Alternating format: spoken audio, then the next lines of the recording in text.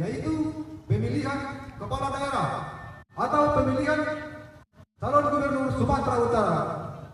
Oleh karena itu, saya mengajak saudara semua agar turut serta untuk memilih calon gubernur Sumatera Utara.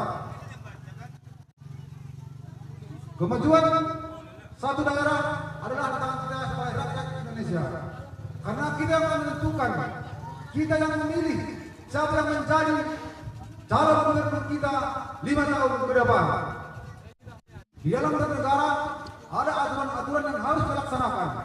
Pertama, kewajiban. Kewajiban adalah kita sebagai rakyat Indonesia wajib memilih.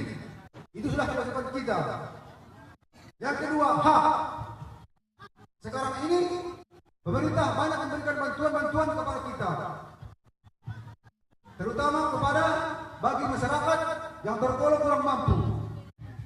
Jadi saya minta kepada kita masyarakat, contohnya beras.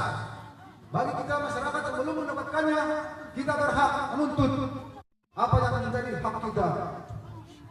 Dan saya penting sekali katakan, jangan golput. Golput itu artinya golongan putih, atau dia berada di lingkungan pemilihan, tetapi dia tidak pernah memberikan suaranya. Itulah pengertian dari golput.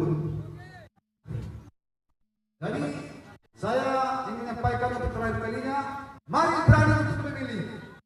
Mari berani untuk memilih. Mari berani untuk memilih. Jangan lupa.